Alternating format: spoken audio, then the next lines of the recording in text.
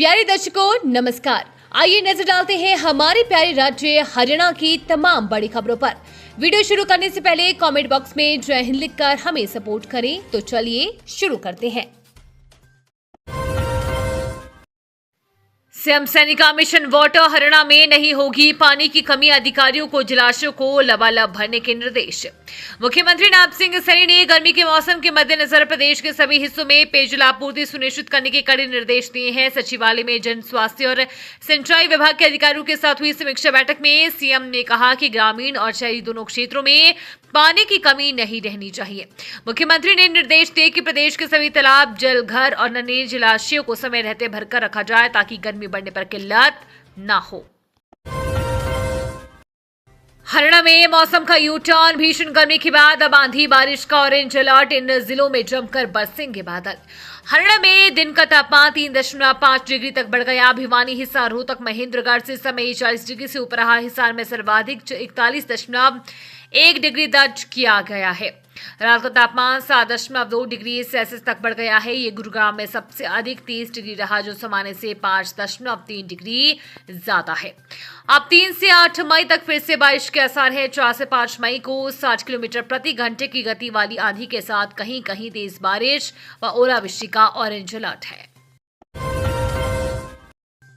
हरियाणा में 5500 police constable भर्ती, PMT का सेकेंड शेड्यूल, जाने पूरी जानकारी। हरियाणा स्टाफ सिलेक्शन कमीशन ने HSSC ने पुरुष कांस्टेबल भर्ती के लिए फिजिकल मेजरमेंट टेस्ट का शेड्यूल जारी कर दिया है। ये भर्ती विज्ञापन संख्या 1/2026 के तहत हो रही है। आयोग द्वारा जारी नोटिस के अनुसार पहले जारी नोटिस 17 अप्रैल 2026 के क्रम में शॉर्टलिस्ट किए गए हैं। अभ्यर्थियों के लिए अगले 5 दिनों यानी 5 से 9 मई तक 2026 तक पीएमटी आयोजित किया जाएगा। हरियाणा सरकार का बड़ा फैसला, अब इन स्कूलों में भी मिलेगी मुफ्त शिक्षा, फीस खत्म करने का प्रस्ताव तैयार। हरियाणा सरकार शिक्षा व्यवस्था को और मजबूत बनाने की दिशा में बड़ा कदम उठाने जा रही है। राज्य के सभी 1638 मॉडल संस्कृति स्कूलों में विद्यार्थियों के लिए निःशुल्क शिक्षा लागू करने की तैयारी है। शिक्षा विभाग ने दाखिला शुल्क और मासिक फीस पूरी तरह समाप्त करने का प्रस्ताव तैयार करके सरकार को मंजूरी के लिए भेज दिया है। मंजूरी मिलते ही आगामी शैक्षणिक सत्र 2027-28 से बिना किसी शुल्क के प्रवेश और पढ़ाई की सुविधा मिलेगी। पीजीआई की अंगदान मुहिम लाई रंग, सेना के अधिकारी की पत्नी ने किया अंगदान, 4 लोगों को मिला नया जीवन।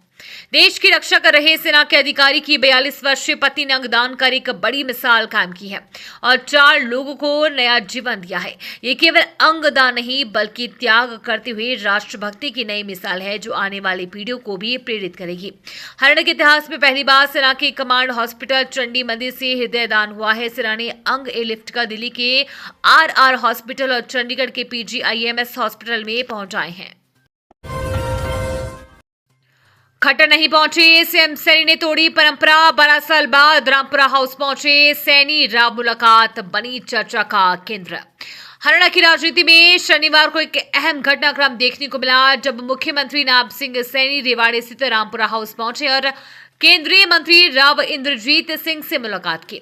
इस दौरान दोनों नेताओं ने साथ बैठकर लंच किया और राजनीतिक मुद्दों पर चर्चा भी की। यह मुलाकात इसलिए खास मानी जा रही है क्योंकि वर्ष 2014 से अब तक के भाजपा शासनकाल में यह पहला मौका है जब कोई भाजपा मुख्यमंत्री रामपुरा हाउस पहुंचा है। परिवार गया था शादी में, पीछे से हो गया ये हाल, सदमे में परिजन। करनाल जिले के मधुबन अशोक बिहार में शरारती चोरों ने मकान में चोरी की वारदात को अंजाम दिया। शरारती चोर चोरी की वारदात को अंजाम देने के बाद सीसीटीवी कैमरों का DVR भी लेकर फरार हो गई हैं। आसपास लगे सीसीटीवी कैमरों में 3 युवकों की तस्वीरें कैद हुई है। घटना की सूचना मिलते ही पुलिस और FSL की टीम ने मौके पर पहुंचकर मामले की जांच शुरू की। परिवार के लोग शादी समारोह में शामिल होने के लिए गए थे। पीछे से चोरों ने मकान में सेंध लगाई। हरियाणा में पराली जलाने का संकट, एक दिन में रिकॉर्ड 476 मामले, 561 किसानों पर रेड एंट्री की गाज।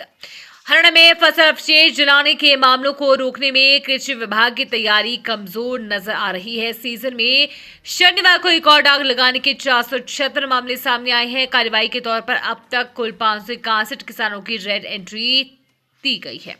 रेड एंट्री के बाद नियमानुसार इसमें किसानों पर आगामी 2 साल तक अपनी फसल न्यूनतम समर्थन मूल्य पर बेचने पर रोक लग जाती है। पड़ोसी राज्य पंजाब में शनिवार को फसल अवशेष जलाने के 644 मामले आए हैं। हरियाणा में अभी तक सबसे ज्यादा 29 अप्रैल को फसल अवशेष जलाने के 376 मामले मिले हैं। दर्दनाक हादसा, इलेक्ट्रिकल गोदाम में भीषण आग लगने से युवती की मौत, मौके पर मचा हड़कंप। हरियाणा के यमुनानगर के शास्त्री कॉलोनी में उस समय हड़कंप मच गया जब एक इलेक्ट्रिकल शॉप के गोदाम में भयंकर आग लग गई। इस हादसे में एक युवती की दर्दनाक मौत हो गई है। जानकारी के अनुसार शास्त्री कॉलोनी में रमा एंटरप्राइजेस नाम से होलसेल की दुकान का गोदाम था। यहां अचानक आग लग गई, जिसके बाद फायर ब्रिगेड और पुलिस को सूचना दी गई। मौके पर फायर ब्रिगेड की 2 गाड़ियों ने पहुंचकर आग बुझाने का प्रयास किया। इस दौरान बाकी स्टाफ तो निकल गया, लेकिन युवती अंदर ही फंसी रही, जिससे उसकी मौके पर ही मौत हो गई।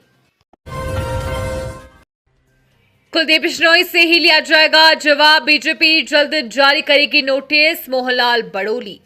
हरियाणा की सियासत में एक बार फिर हलचल तेज हो गई है। राज्यसभा सांसद रेखा शर्मा के पूर्व मुख्यमंत्री भजनलाल को लेकर की गई टिप्पणी ने बीजेपी के अंदर की राजनीति को गरमा दिया है। भारतीय जनता पार्टी के प्रदेश अध्यक्ष मोहनलाल बड़ोली ने कुलदीप बिश्नोई पर जोरदार पलटवार करते हुए कहा कि उन्होंने जो कुछ भी बोला है उनसे ही जवाब तलब किया जाएगा और उन्हें जल्द ही नोटिस जारी किया जाएगा। ये थी आज की फटाफट खबरें। हम मिलेंगे अगले बुलेटिन में, तब तक के लिए धन्यवाद और जय हिंद।